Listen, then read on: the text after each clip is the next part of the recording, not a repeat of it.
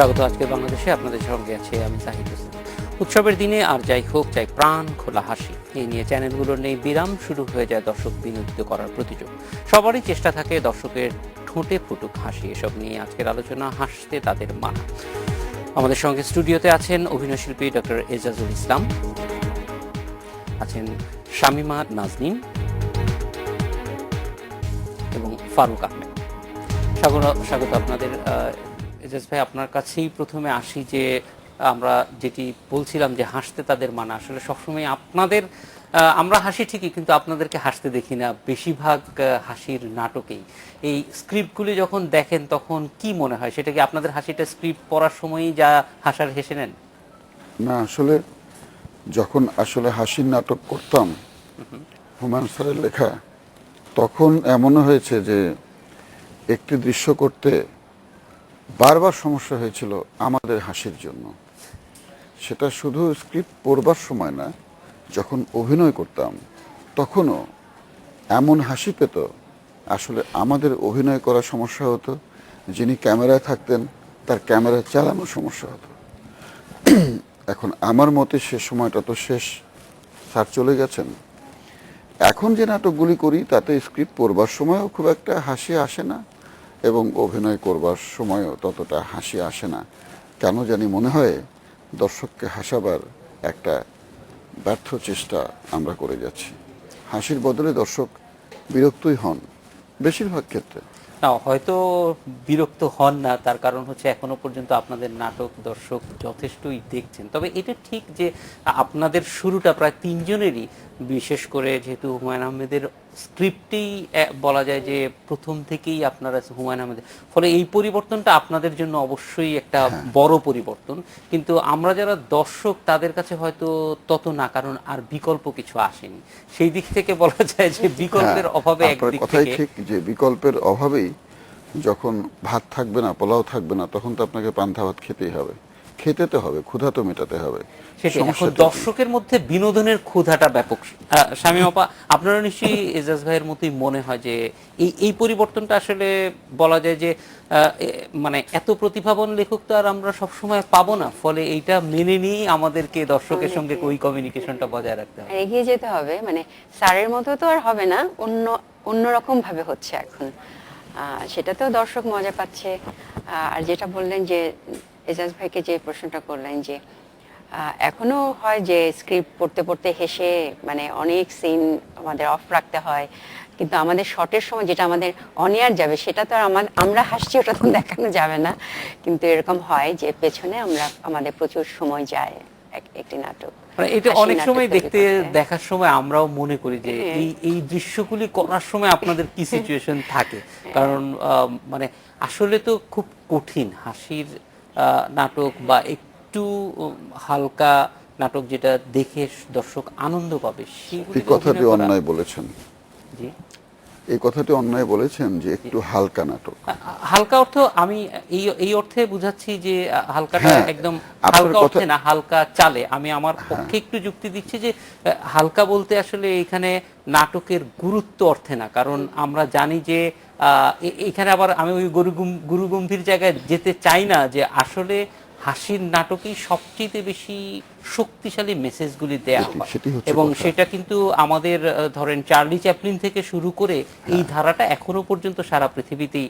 আমি এটা হালকা, যদি আপনি অন্যভাবে নিয়ে থাকেন সেটার জন্য অভিনয়কে এবং চ্যাপলিনের ছবিকে, চ্যাপলিনের প্রত্যেকটি কাজকে যদি আমরা ধরি হাসির কাজ, তাহলে অবশ্যই সেটিকে হালকাভাবে ধরা ঠিক হবে না।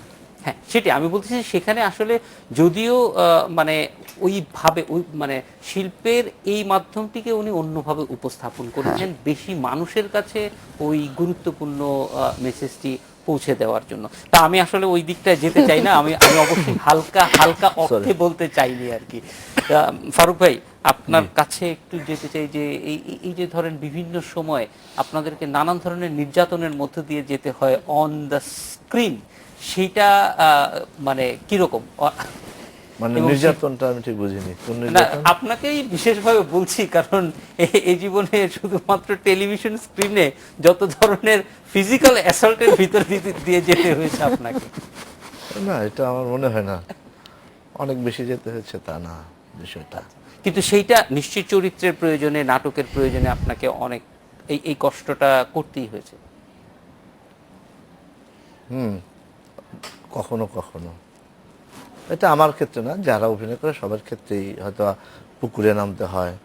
মানে শীতের ভিতরে যেমন আমি উড়ে যাই বকবুকি যখন করি, জানুয়ারি মাসের পুকুরে আমি নেমেছিলাম এটা আংটি খোঁজার জন্য।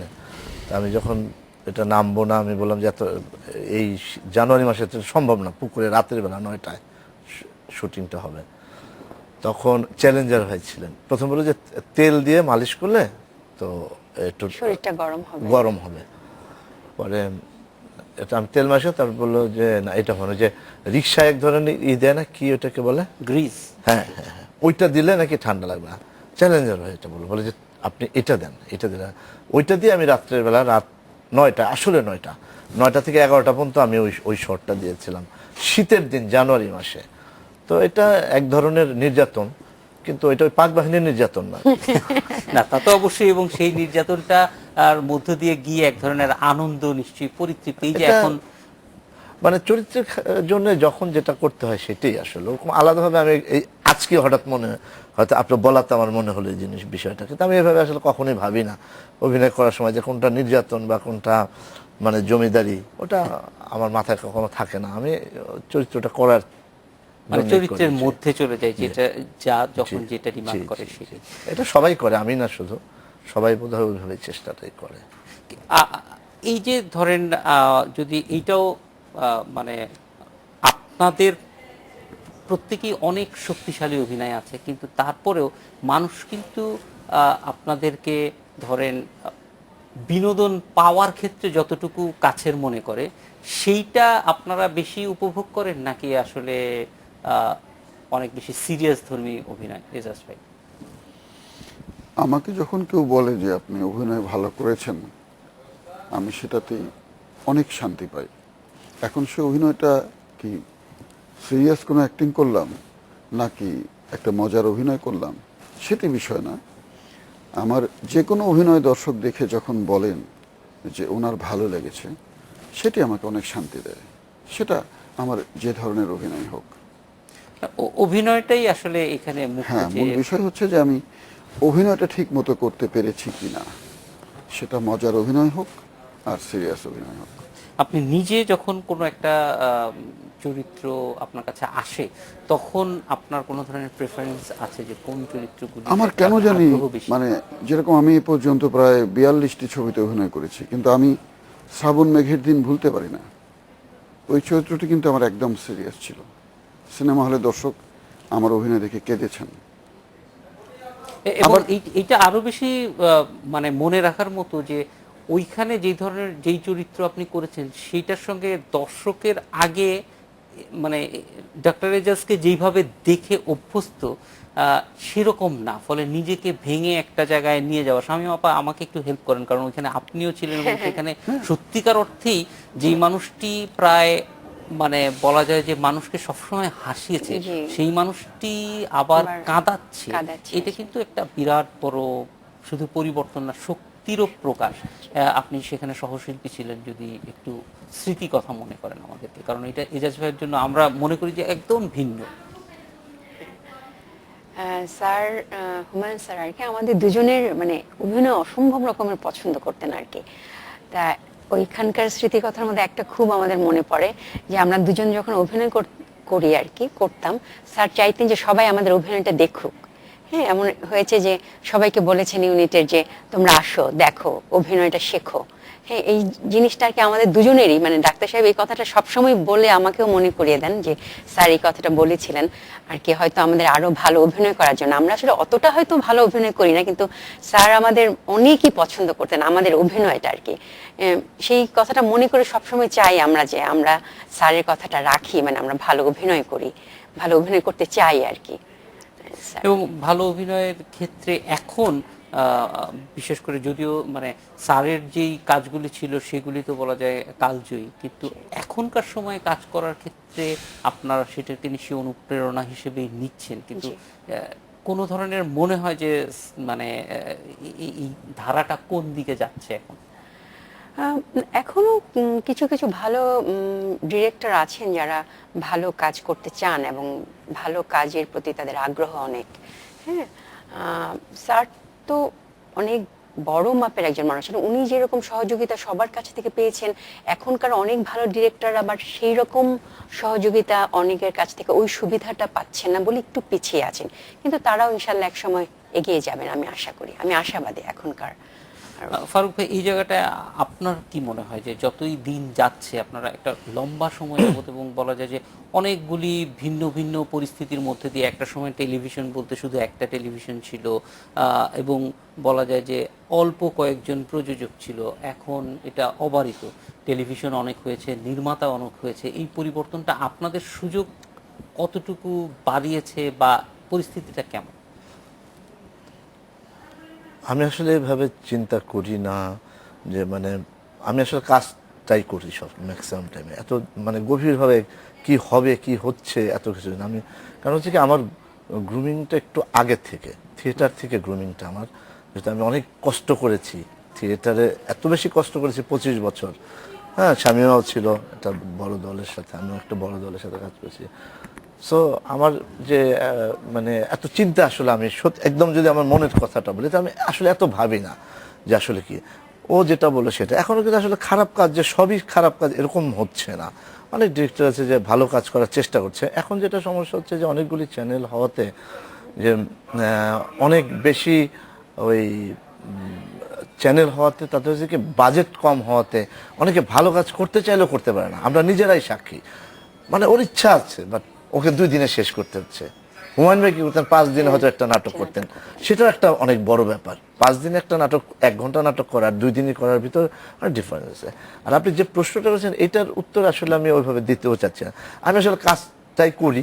যেহেতু তার মানে একটা উত্তর তো আমরা পেয়ে যাচ্ছি, যেহেতু যথেষ্ট কাজ এখন হচ্ছে, তার মানে কাজ অর্থাৎ ক্ষেত্রটা, হ্যাঁ আমরাও মনে করি যে ক্ষেত্রটা অনেক বেড়েছে।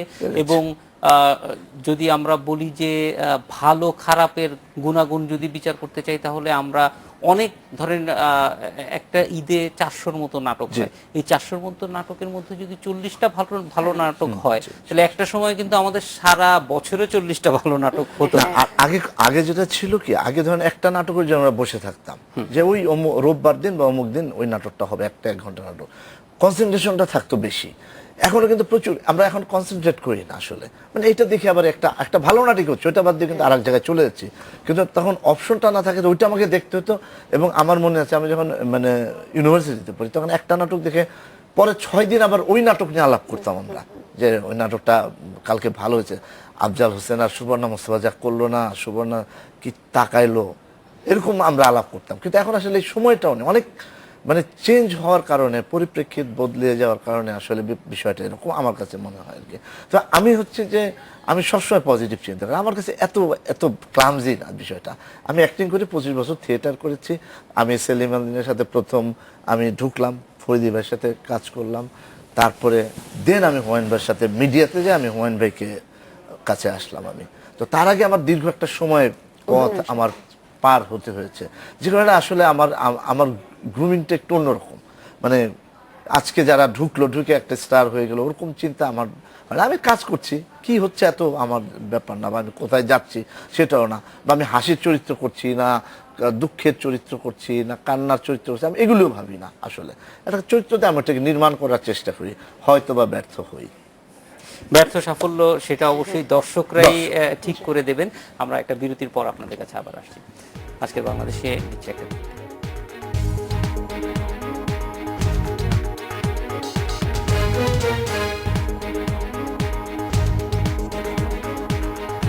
বিরতির পর ফিরে এলাম আজকের বাংলাদেশে। ডক্টর এজাজ, আপনার কাছে একটু জানতে চাই যে আপনি অনেকগুলি মাধ্যমে কাজ করেন, সেই মাধ্যমগুলির মধ্যে কি কোনো আপনার নিজের পছন্দের বা বেশি পছন্দ এরকম কিছু আছে, সিনেমা অথবা নাটক? বেশি পছন্দ সিনেমা অবশ্যই, ছবি করেই সবচেয়ে বেশি শান্তি পাই, যদি ছবিটা ভালো হয় তাহলে। কারণ নাটকে যে শান্তি, ছবির শান্তিটা আমার কাছে অনেক বড়, অনেক বেশি মনে হয়। সত্যটাই, ছবিটি যদি ভালো হয়। এবং নিশ্চয়ই ভালো ছবি না হলে আপনি সেটাতে না, তারপর হয় কি যে ওই যে বললাম যে মন্দের ভালো, মনদের ভালো তো করতে হবে, কারণ সেই মনের মতো ক্যারেক্টার সবসময় পাবো, মনের মতো ডিরেক্টর সবসময় পাবো, সে আশা করলে দেখা যাবে যে বছরের পর বছর বসেই আছে, কোনো কাজই নেই। বসে থাকার প্রশ্ন যদি আসি যে ঈদের সময়টাকে নিয়ে, ঈদ মানে আমরা দেখি যে এক ধরনের ট্রেন্ড তৈরি হয়ে গেছে আমাদের, যে ঈদ কেন্দ্রিক নাটকগুলি একটু ভিন্নভাবে তৈরি করা হয়, হয়তো বাড়তি নজর দেওয়া হয় কোনো কোনো ক্ষেত্রে। স্ক্রিপ্টিংয়ের ক্ষেত্রেও আমরা দেখি যে এই সময়ে যেই ধরনের স্ক্রিপ্ট তৈরি হচ্ছে ঈদের নাটকগুলি, সেইটাতে কি এক ধরনের টাইপ যদি আমরা বলি, সেরকম কোনো প্রভাব আপনাদের মনে হয় যে নাটকগুলিতে তৈরি হচ্ছে? হ্যাঁ, মনে হয় যে সবসময় বলে দেওয়া হয় যে নাটকটা যেন হাসির হয়, এরকম একটা সাজেশন মনে হয় উপর থেকে থাকে। এটা আমার মনে হয়, নাও থাকতে পারে। তবে আমার একেবারেই ব্যক্তিগত যেটা ইচ্ছা, যে ঈদের সময়টা সবার অবসর থাকে, আমরা সবাই তো আসলে এত ব্যস্ত, নাটকটি দেখবার সময় সবার জীবনে হয়ে ওঠে না। তো যেহেতু ঈদে সবাই একটা অবসর পায় এবং সময় পায় নাটক দেখবার, আমাদেরও উচিত একটু ভালোভাবে কাজ করা, যে দর্শকরা যে প্রত্যাশা নিয়ে বসবেন যেন সেটার কিছু অংশ আমরা পূরণ করতে পারি। সেজন্য অবশ্যই বাড়তি একটা যত্ন তো নেওয়া হয় এবং নেওয়া উচিত বলে আমি মনে করি। কারণ এই সময়টি আমরা দেখি যে যেই নাটকগুলি হয় সেগুলিতে বাড়তি মনোযোগ থাকে, স্ক্রিপ্টিং এর ক্ষেত্রে। এমনকি অনেক ক্ষেত্রে দেখা যায় যে যারা নাটকগুলি চালাবেন, টেলিভিশন কর্তৃপক্ষ, তাদেরও বাড়তি পরিকল্পনা থাকে এবং সেই পরিকল্পনার আলোকেও কিন্তু মানে নাটকগুলি তৈরি করা হচ্ছে। সেইটা আপনাদেরকে বাড়তি স্কোপ দিচ্ছে কিনা? অবশ্যই, ঈদে তো সবারই ব্যস্ততা একই রকম। যেরকম ঈদের একদিন আগে আমাকে কাজ করতে হয়েছে এবং আমি গরু কিনেছি, ঠিক ওই শুটিং শেষ করে ফেরার পথে গরু কিনে বাসায় আসতে হয়েছে।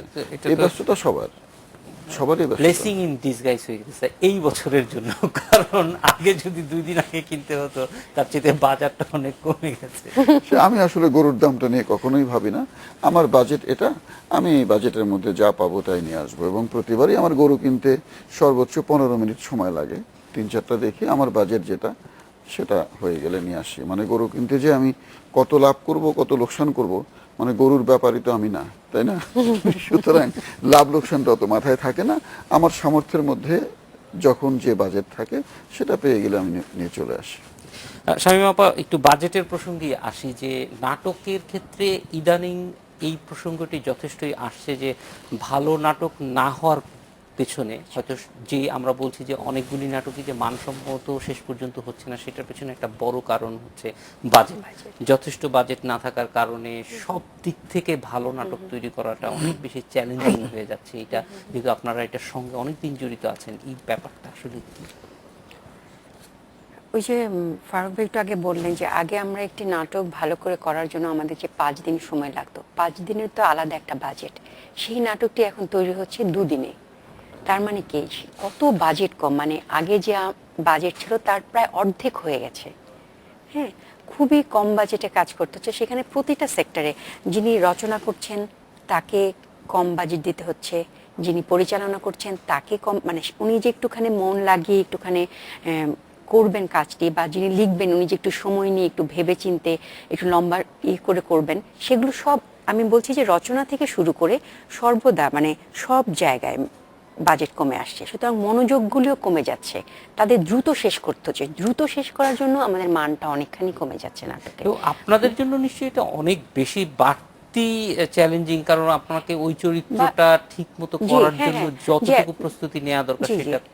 যারা অভিনয় শিল্পী, যারা অভিনয় করবেন তাদেরও মানে যে কাজটি তারা একটু ধীরে একটু চিন্তা ভাবনা করে কাজটি করবে, তাদেরকে দ্রুত কাজ শেষ করতে, দ্রুত সিকোয়েন্স শেষ করতে হচ্ছে, যে আজকে আমাকে 10টি সিকোয়েন্স শেষ করতেই হবে। সুতরাং সেটা গরম হোক, আমি অসুস্থ হয়ে পড়ি, আমাকে রাত 12টার মধ্যে আমাকে 10টি সিকোয়েন্স শেষ করে মানে এই নাটকটির কাজ শেষ করতে হবে। সুতরাং আমি যদি আরেকটু সময় পেতাম, মানে আর আধা বেলা সময়ও পেতাম, তাহলে আমার কাজটি আমার স্মুথলি যেত। কিন্তু এটাতে আসলে পরিচালকের পক্ষে কোনোভাবেই সম্ভব হচ্ছে না, কারণ তার বাজেট কম। ফারুক ভাই, এই যে কম বাজেটের ভিতরেও এখন যে ভালো কাজ হচ্ছে, সেইটার জন্য আপনি কাকে কৃতিত্ব দিবেন? রাইটারকে প্রথমত। আচ্ছা, স্ক্রিপ্টটা অনেক ভালো যদি হয় তাহলে অনেক সময় মানে কম বাজেটে অনেক সময় ভালো একটা নাটক হয়ে যায়। হয়তো একটা ঘরের ভিতরে একটা গল্প দেখা গেলো আপনি করলেন, এই, সকাল থেকে রাত 10টা পর্যন্ত করি, যদি আপনার সেট না চেঞ্জ করতে হলো, ধরে নিলাম আমি, গল্পটা যদি ওরকম স্ট্রং থাকে যে ঘরের ভিতরে এমন কিছু ঘটনা আছে যে এটা দর্শককে ধরেই রাখবে, তাহলে কিন্তু সম্ভব। কিন্তু এটা আসলে হওয়াটা একটু কষ্টকর হয়ে যায়, কারণ ওই ধরনের লেখা একটু কঠিনই হয়ে যায়। তবে গল্প যদি স্ট্রং থাকে, হ্যাঁ, আমার কাছে মনে হয় কি জানেন, যে আমাদের প্রথম ল্যাকিংসটাই হচ্ছে আসলে নাট্যকারের মানে একটু প্রবলেম আছে, মানে নাটকের গল্পের প্রবলেম আছে, গাঁথুনির প্রবলেম আছে। এটা হলো প্রথমত আমার মনে হয়। এবং আপনাদের কাছে এটা অনেক বেশি ধরা পড়বে, কারণ আপনারা স্ট্রং লেখকের নাটক অনেক করে তারপরে এখন যে আমি একটু আগে যে কথাটা বলছিলাম, আমি আবার একটুখানি বলি, কারণ আমার একটু ভুল হয়ে গেছে। যে আমি বললাম গ্রুমিং এর ব্যাপারটা, সেখানে কিন্তু আমি কয়েকজনের নাম বললাম, এখানে আরো আমার গুরু যারা আছেন, যেমন নাসিরউদ্দিন ইউসুফ বাচ্চু, তার নাম না বললে হয়, মানে আমি খুবই হয়ে যাবো আর কি, বলা উচিত যে এদের থেকে, বা জামিল আহমেদ, শিমুল ইউসুফ, হুমায়ুন ফরিদ, আফজাল হোসেন, রাইসুল ইসলাম আসাদ, পীযূষ বন্দ্যোপাধ্যায়, এদের সাথে থেকে আমি আসলে একটা জায়গায় আসছি। আর ওই যেটা বললাম, আমার মনে হয় যে নাটক যদি খুব ভালো লেখে, ওই যে একটু আগে শামীমা যেটা বললেন, যে আসলে যে রচনা করছে তারও তো সময় কম, সেও সময় দিতে পারছে না, তার 40টা নাটক লিখতে হচ্ছে হয়তো বা। আর একটা জিনিস হচ্ছে যে কারণে ভালো নাটক লেখাটা একটু সম্ভব হচ্ছে না, আপনি একজন ভালো টেকনিশিয়ান হওয়া সম্ভব, বুদ্ধি কম থাকলেও টেকনিক্যাল সাইডটা আপনি বুঝতে পারবেন, হয়তো আপনি একটা স্মার্ট আছেন, আপনি ধরে ফেললেন তাড়াতাড়ি, হ্যাঁ, বা আপনি চর্চা করে একজন ভালো অভিনেতা হওয়া সম্ভব। সব কিছুতেই শিক্ষা লাগে, বাট একটু কম হলো, অপেক্ষাকৃত কম হলো। ফুটবল লাথি মারার জন্য বুদ্ধি লাগে তো, কিন্তু যে জিনিসটা একদম 100% লাগে, 10 টাকার একটা কলম আর 20 টাকার কাগজ হলেই হয়, সেটা শুধু লেখার জন্য শুধু বুদ্ধি লাগে, এবং সে বুদ্ধিটার জন্য রিড পড়া লাগে শুধু। তা আমাদের সমাজে যেটা হচ্ছে, আমরা সব কিছু করছি কিন্তু আমরা শুধু পড়ছি না, আর সবই করি। দেখেন আপনি, আমাদের দেশে কয়টা লোক বই পড়ে না। এখন পড়লে হয় যে অনেক দুয়ারগুলি খুলে যায় আস্তে আস্তে। আমি আসলে আমার জীবনে এত বড় বড় মানুষের সাথে মানে চলার সুযোগ, যেমন সেলিম আলদিনের কথা, যেটা ওনার সাথে আমি অনেক দীর্ঘদিন, ওনার সাথে আমি গ্রামে গেছি, সেই তালুকনগর থিয়েটার বলেন, এরকম ঘুরতে ঘুরতে আমি ওনাদেরকে দেখেছি যে মানে ওনারা পড়াটা অনেক বেশি, বা আমাদের হুমায়ুন আহমেদ পড়াটা অনেক বেশি, বা যদি আমি অভিনেতাদের ভিতরে হুমায়ুন ফরিদিবার সাথে যেহেতু আমি জাহাঙ্গীরনগরে ছিলাম, ওনার সাথে আমি দীর্ঘদিন আমার মেশার অনেক হয়েছে, সুযোগ হয়েছে। তা আমার মনে হয় যে পড়াটা আমাদের বন্ধ হওয়ার কারণে, আপনি যত অবজারভেশনে যান, অবজারভেশন হয় কি অনুকরণ বা অনুসরণ হয়। আর এটা আমার থিওরি। আর পড়লে হয় কি আবিষ্কার করা যায় একটা কিছু। হুমায়ুন আহমেদের দেখবেন যেটা করেছেন, ওটা উনিই করেছেন। এর আগে আমি দেখিনি বাংলা সাহিত্য, আমার যতটুকু পড়া আছে, যে আর এর আগে যে একটা কাজের মেয়ে আর কাজের ছেলে নায়ক নায়িকা হইতে পারে, এটা কারো মাথায় আসে নাই হুমায়ুন আহমেদ ছাড়া। আমি হোল ওয়ার্ল্ডের সাহিত্যে আমার কাছে মনে হয় নাই কখনো। আমি অনেক উপরে বললাম বিষয়টা, যে একটা কাজের মেয়ে, আমরা সারা জীবন দেখছি কাজের মেয়ে চা দিবে, কিন্তু চা তো কি হয়েছে, তোর চা দেরি হলো কেন, দেরি হয়েছে, চুলা জ্বালাইতে দেরি হয়েছে, এই জন্য এইটুকি। ও তারপর ওর ডায়লগ শেষ, ও কিন্তু শেষ। বাট ও যে একটা নায়িকা হইতে পারে, একটা কাজের লোক নায়ক হইতে পারে, এটাও তো একটা নতুন, এটা আবিষ্কার। আমি বলি এটাকে বলে আবিষ্কার। আর ওইটা খুব বড় ব্যাপার, এটা এখন খুব কমই দেখা যায়। হুমায়ুন আহমেদের কিন্তু যে কোনো নাটকেই প্রায় সবগুলি চরিত্রের সমান উপস্থিতি এবং সমান গুরুত্ব। এখন আমরা অনেক নাটকে করে যাচ্ছি, কিন্তু লাস্টে দেখলাম যে অনেকেই মজা করলাম, মনে হলো যে খুব হাসাইলাম বোধহয় দর্শককে, কিন্তু আলটিমেটলি পরে আমি যখন বাসায় যেতে, আসলে আমার রেজাল্ট কি হলো, আমি কি করলাম, লাস্টে আমার শেষ এন্ডিংটা কি। কিন্তু হুমায়ুন আহমেদের নাটকের প্রত্যেকটা নাটকে তার এন্ডিং ছিল, যে প্রত্যেকটা চরিত্রকে সে একটা দৃশ্য হইলো দেখা যেত। এই জায়গাটা খুব মানে মজার ছিল, এবং মানে খুবই লোভনীয় ছিল আমার কাছে। কিন্তু এখন এই জায়গাটাও অনেক না, এটা অবশ্য আমরাও মনে করি যে লেখার ব্যাপারটা, এবং বিশেষ করে যেখানে মনে করা হয় যে রম্য রচনা হয়তো রচনার মধ্যে সবচেয়ে বেশি কঠিন এবং চ্যালেঞ্জিং, সেখানেই আমরা অনেক বেশি হয়তো জিনিসটাকে সহজ মনে করে ফেলেছি কিনা। কারণ আমরা যেই পরিস্থিতিটা এখন দেখছি, অন্তত নাটকের ক্ষেত্রে, হয়তো বাজার পাওয়ার জন্য নানান রকম কিছু থিওরির মধ্যে দিয়ে কিন্তু রম্য রচনা বা রম্য নাটক তৈরি করা হচ্ছে। সেটা আপনারা বলতে পারবেন যে সেখানে কতটুকু সাফল্য আসছে, যদিও নাটক দেখা হচ্ছে, কিন্তু এখানে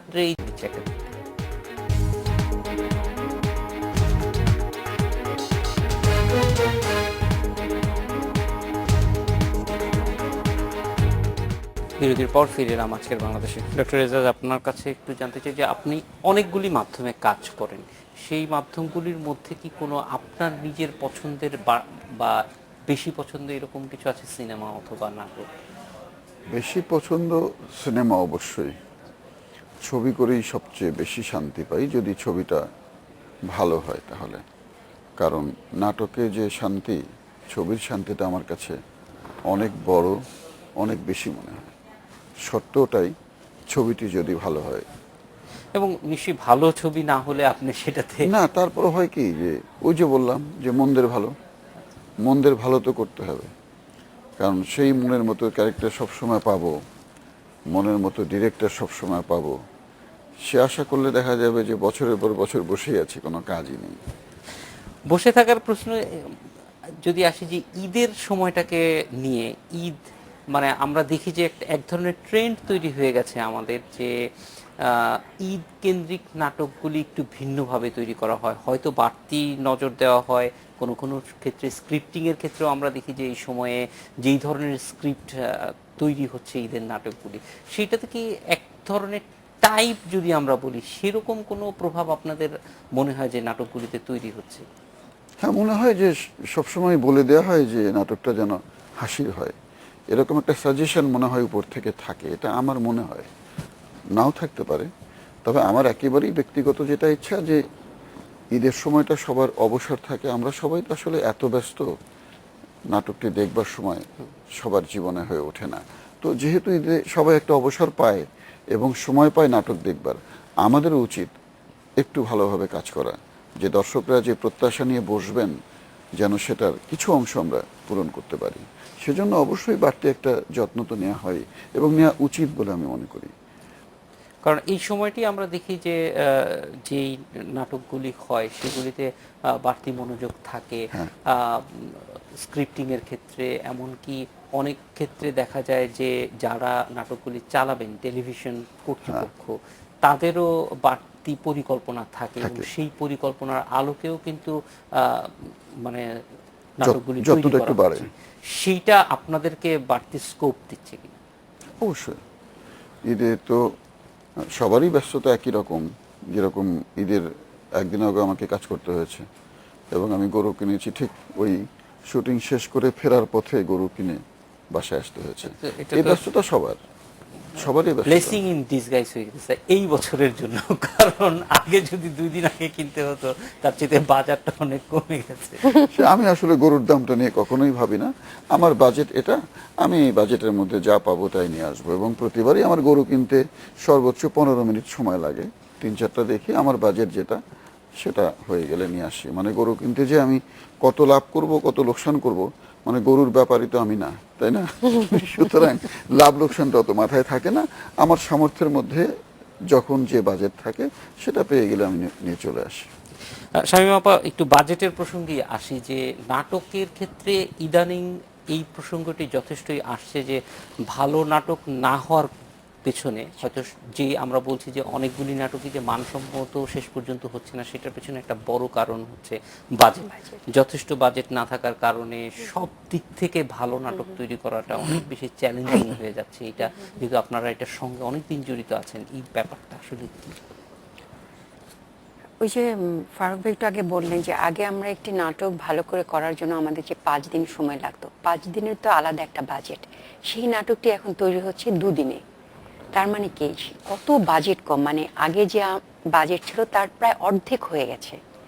হ্যাঁ, খুবই কম বাজেটে কাজ করতে হচ্ছে। সেখানে প্রতিটা সেক্টরে যিনি রচনা করছেন তাকে কম বাজেট দিতে হচ্ছে, যিনি পরিচালনা করছেন তাকে কম, মানে উনি যে একটুখানি মন লাগিয়ে একটুখানি করবেন কাজটি, বা যিনি লিখবেন উনি যে একটু সময় নিয়ে একটু ভেবে চিনতে একটু লম্বা করে করবেন, সেগুলো সব আমি বলছি যে রচনা থেকে শুরু করে সর্বদা মানে সব জায়গায় বাজেট কমে আসছে। সুতরাং মনোযোগগুলিও কমে যাচ্ছে, তাদের দ্রুত শেষ করতে হচ্ছে। দ্রুত শেষ করার জন্য আমাদের মানটা অনেকখানি কমে যাচ্ছে নাটকে। তো আপনাদের জন্য নিশ্চয়ই এটা অনেক বেশি বাড়তি চ্যালেঞ্জিং, কারণ আপনাকে ওই চরিত্রটা ঠিক মতো করার জন্য যতটুকু প্রস্তুতি নেওয়া দরকার সেটা যারা অভিনয় শিল্পে যারা অভিনয় করবেন তাদেরও মানে যে কাজটি তারা একটু ধীরে একটু চিন্তা ভাবনা করে কাজটি করবেন, তাদেরকে দ্রুত কাজ শেষ দ্রুত সিকোয়েন্স শেষ করতে হচ্ছে, যে আজকে আমাকে 10টি সিকোয়েন্স শেষ করতেই হবে, সুতরাং সেটা গরম হোক, আমি অসুস্থ হয়ে পড়ি, আমাকে রাত 12টার মধ্যে আমাকে 10টি সিকোয়েন্স শেষ করে মানে এই নাটকটি কাজ শেষ করতে হবে। সুতরাং আমি যদি আরেকটু সময় পেতাম, মানে আর আধা বেলা সময়ও পেতাম, তাহলে আমার কাজটি আমার স্মুথলি যেত। কিন্তু এটাতে আসলে পরিচালকের পক্ষে কোনোভাবেই সম্ভব হচ্ছে না, কারণ তার বাজেট কম। ফারুক ভাই, এই যে কম বাজেটের ভিতরেও এখন যে ভালো কাজ হচ্ছে, সেইটার জন্য আপনি কাকে কৃতিত্ব দিবেন? রাইটারকে প্রথমত। আচ্ছা, স্ক্রিপ্টটা অনেক ভালো যদি হয় তাহলে অনেক সময় মানে কম বাজেটে অনেক সময় ভালো একটা নাটক হয়ে যায়। হয়তো একটা ঘরের ভিতরে একটা গল্প দেখা গেলো আপনি করলেন এই, সকাল থেকে রাত 10টা পর্যন্ত করে, যদি আপনার সেট না চেঞ্জ করতে হলো, ধরে নিলাম আমি, গল্পটা যদি ওরকম স্ট্রং থাকে যে ঘরের ভিতরে এমন কিছু ঘটনা আছে যে এটা দর্শককে ধরেই রাখবে, তাহলে কিন্তু সম্ভব। কিন্তু এটা আসলে হওয়াটা একটু কষ্টকর হয়ে যায়, কারণ ওই ধরনের লেখা একটু কঠিনই হয়ে যায়। তবে গল্প যদি স্ট্রং থাকে, হ্যাঁ, আমার কাছে মনে হয় কি জানেন, যে আমাদের প্রথম ল্যাকিংসটাই হচ্ছে আসলে নাট্যকারের মানে একটু প্রবলেম আছে, মানে নাটকের গল্পের প্রবলেম আছে, গাঁথুনির প্রবলেম আছে, এটা হলো প্রথমত আমার মনে হয়। এবং আপনাদের কাছে এটা অনেক বেশি ধরা পড়বে, কারণ আপনারা স্ট্রং লেখকের নাটক অনেক করে তারপরে এখন আমি একটু আগে যে কথাটা বলছিলাম আমি আবার একটুখানি বলি, কারণ আমার একটু ভুল হয়ে গেছে। যে আমি বললাম গ্রুমিং এর ব্যাপারটা, সেখানে কিন্তু আমি কয়েকজনের নাম বললাম, এখানে আরো আমার গুরু যারা আছেন, যেমন নাসিরউদ্দিন ইউসুফ বাচ্চু, তার নাম না বললে হয়, মানে আমি খুবই হয়ে যাবো আর কি, বলা উচিত যে এদের থেকে, বা জামিল আহমেদ, শিমুল ইউসুফ, হুমায়ুন ফরিদ, আফজাল হোসেন, রাইসুল ইসলাম আসাদ, পীযূষ বন্দ্যোপাধ্যায়, এদের সাথে থেকে আমি আসলে একটা জায়গায় আসছি।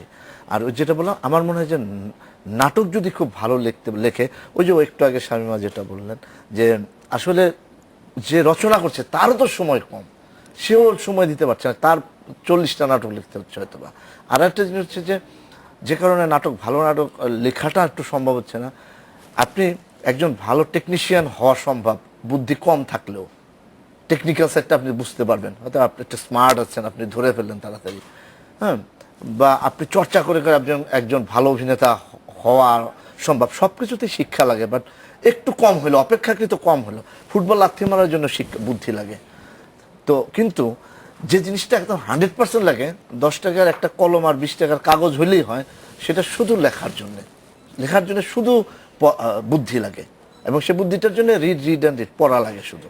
তা আমাদের সমাজে যেটা হচ্ছে, আমরা সব কিছু করছি কিন্তু আমরা শুধু পড়ছি না, আর সবই করি। দেখেন আপনি এখন আমাদের দেশে কয়টা লোক বই পড়ে না। এখন পড়লে হয় যে অনেক দুয়ারগুলি খুলে যায় আস্তে আস্তে। আমি আসলে আমার জীবনে এত বড় বড় মানুষের সাথে মানে চলার সুযোগ, যেমন সেলিম আলদিনের কথা, যদি ওনার সাথে অনেক দীর্ঘদিন ওনার সাথে আমি গ্রামে গেছি, সেই তালুকনগর থিয়েটার বলেন, এরকম ঘুরতে হয়েছে কি, আমি ওনাদেরকে দেখেছি যে মানে ওনারা পড়াটা অনেক বেশি, বা আমাদের হুমায়ুন আহমেদ পড়াটা অনেক বেশি, বা যদি আমি অভিনেতাদের ভিতরে হুমায়ুন ফরিদিবার সাথে, যেহেতু আমি জাহাঙ্গীরনগরে ছিলাম, ওনার সাথে আমি দীর্ঘদিন আমার মেশার অনেক হয়েছে, সুযোগ হয়েছে। তা আমার মনে হয় যে পড়াটা আমাদের বন্ধ হওয়ার কারণে, আপনি যতই অবজারভেশনে যান, অবজারভেশন হয় কি অনুকরণ বা অনুসরণ হয়।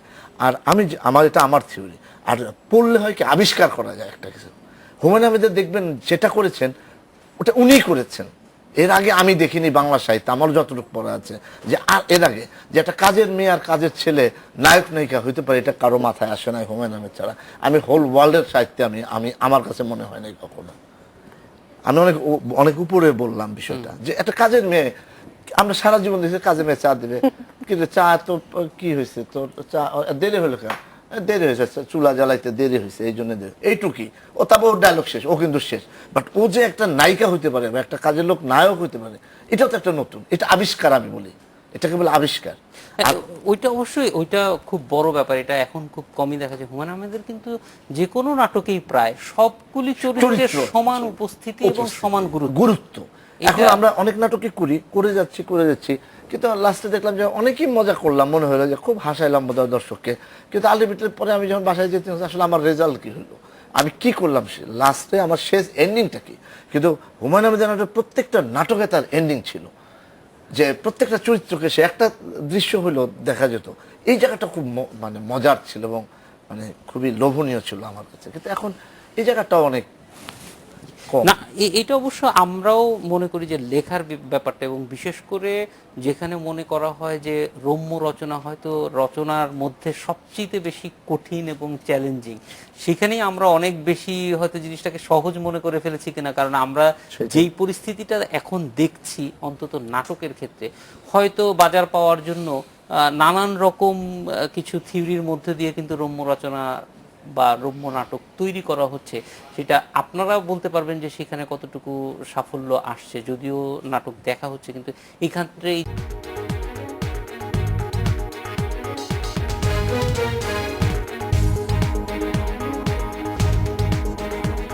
বিরতির পর ফিরে এলাম আজকের বাংলাদেশে।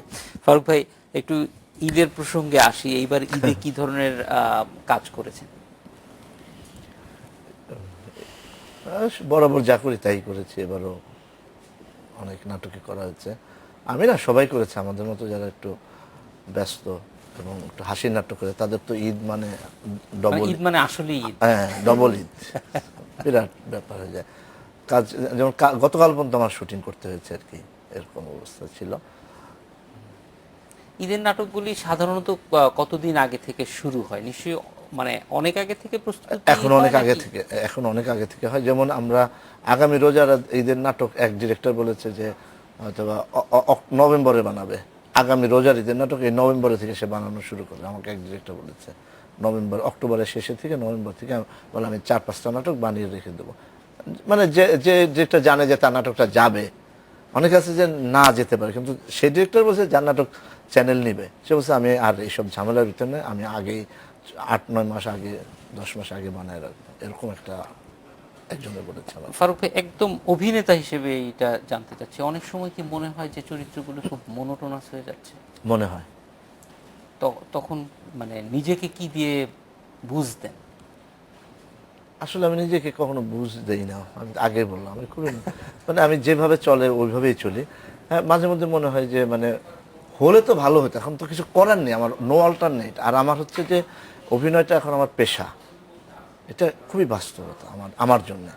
আমি আসলে অভিনেতা এখন পেশা হিসেবে নিয়েছি। সো আমাকে কাজ করতে হবে, 30 দিন করি বা 25 দিন করি, করলে তাহলে আমি ভালো মতো সংসারটা চালাতে পারবো। যদি এখানে কোনো সময় কারণে 20 দিন হয়ে যায়, তাহলে ওই 40 টাকার চাল 38 টাকায় কিনতে হবে, মানে একটু কম দামিটা কিনতে হবে, এরকম একটা অবস্থা। তো সেই ক্ষেত্রে আমাকে আসলে, আমি এত বড় বড় কথা এখন আমার বললে সমস্যা হয়ে যায়, কারণ আমি তো আসলে কাজই করব। হ্যাঁ, এই হওয়া উচিত, সেই হওয়া উচিত। তারপরে আপনি দেখবেন যে আমি এমন একটা জঘন্য নাটক অভিনয় করেছি, তখন বলে আরে বাবা, সে তো টক শোতে এসে বিরাট বক্তা হয়ে গেছিল, এখন দেখি একটা ফালতু নাটকে। মানে এমনও হয়, আমি কারো দোষও দিচ্ছি না, এমন নাটকও আমি করি। মানে যেহেতু আপনি বলেন পার্সোনালি মনের থেকে বলার জন্য বলেন, যে আমি চ্যানেল ঘোরাই ফেলি, আমি দেখি না আমার নিজের নাটক, বা আমার স্ত্রী কন্যা যাতে না দেখতে পারে, কারণ তারা আবার খুবই চুজি টাইপের। আর আমি তো ধরেন একটু মজার করি, একটু আনন্দ ফুর্তি, একটু কম সিরিয়াস টাইপের মানুষ।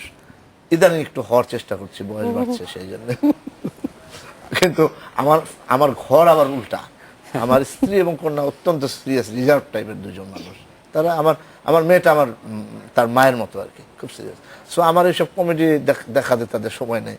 তো তার কমেডির আবার একটা ধরন আছে। এখন হুমায়ুন আহমেদের নাটক হলো তারা দেখতে, এখন এমন কিছু নাটক করি, সব নাটক না, কারণ আমি আবার সব ডিরেক্টরকে রাগাই তো চাচ্ছি না। এখানে বসে কথা বলি, সত্যি কথা যেটা মানে ভালো এবং অপেক্ষাকৃত কম স্যাটিসফাইড এরকম নাটক আছে যে আমি করি অন্য চ্যানেলে যাই। তো আমার মেয়ে আবার খুব মানে বুদ্ধি রাখে ভালোই, সে বলতে বাবা দেখি ওটা কি করেছো, দেখি আগে চ্যানেলটা দাও, তাহলে ওটা বাবা দেখার, এটাই দেখি। এরকম ঘটনা ঘটে। তার মানে যা বুঝার আপনি বুঝতে পারছেন যে আসলে স্যাটিসফ্যাকশন। শামীম আপা, অবশ্যই এটা বাস্তবতা, এবং এই বাস্তবতাটায় যেটা ফারুক ভাই যেটি বললেন, সেটি আসলে আমাদের হয়তো সবার জন্যই একই অবস্থা। আমরাও এই প্রশ্নের মুখোমুখি হই যে আমাদের সাংবাদিকতা খুব ভালো হচ্ছে না। তো এই যে পেশাজীবীর এই সংকটটা, সেটা মানে অভিনেতাদের জন্য কিরকম জায়গা, অর্থাৎ এই যে তারপরেও কাজ করে যেতে হচ্ছে? হ্যাঁ, যখন কাজটি করেন আর কি, আমি অভিনেতা হিসেবে বলছি, যখন কাজটি করেন তখন ওরকম খারাপ লাগে না, তখন কিন্তু সে তার যতটুকু ক্যাপাবিলিটি আছে ততটুকু দিয়ে কিন্তু সে করার চেষ্টা করে। আমরা যতই একটি হয়তো ক্যারেক্টারের মধ্যে তেমন আমার কিছু করার নেই, তারপরে আমি আমার 100% দিয়ে করার চেষ্টা করি, তখন কিন্তু অতটা খারাপ লাগে না যখন অভিনয়টা করি। কিন্তু যখন স্ক্রিনে দেখি তখন একটু মন খারাপ হয় যে। কিন্তু তারপরও শামীমা আপা একটা জিনিস বলবো, যে যে জিনিসটা সবসময় আপনাদের সবার প্রতি, আমরা একটা বলা যায় দম বন্ধ করা সমাজের মধ্যে থাকি, সেখানে কিন্তু আপনাদের উপস্থিতি আমাদেরকে একটা ভিন্ন জায়গা তৈরি করে দেয়, সেটার একটা অনেক বড় গুরুত্ব আছে।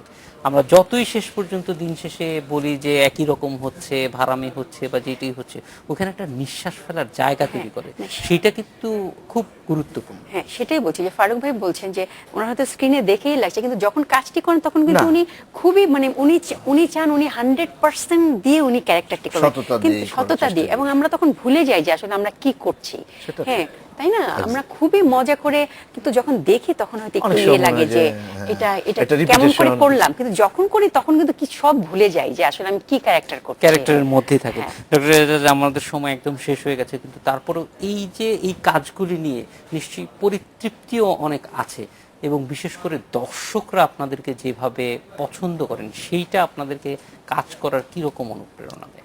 দর্শকরাই তো আমাদের মূল অনুপ্রেরণার জায়গা। তো যেটা আপনি বললেন যে আমরা যেরকম বলছি যে না ভালো কাজ হচ্ছে না, আপনি বললেন যে না ঠিক আছে আমরা খুশি। তো আসলে আমি যদি একেবারেই তৃপ্ত হয়ে যাই তাহলে তো আমার এর চেয়ে ভালো কাজ করার চেষ্টা থাকবে না। অতৃপ্তি আসলে শিল্পীর একটা একদম সুতরাং অবিচ্ছেদ্য। সবসময় আমার মনে হয় আপনাদের আরেকটু তিনজনকেই ভালো অনেক হতো। ধন্যবাদ ঈদের দিন আমাদের সঙ্গে সময় কাটানোর জন্য। এই ছিল আজকের বাংলাদেশে, দেখা হবে আগামীকাল একই সময়। শুভরাত্রি।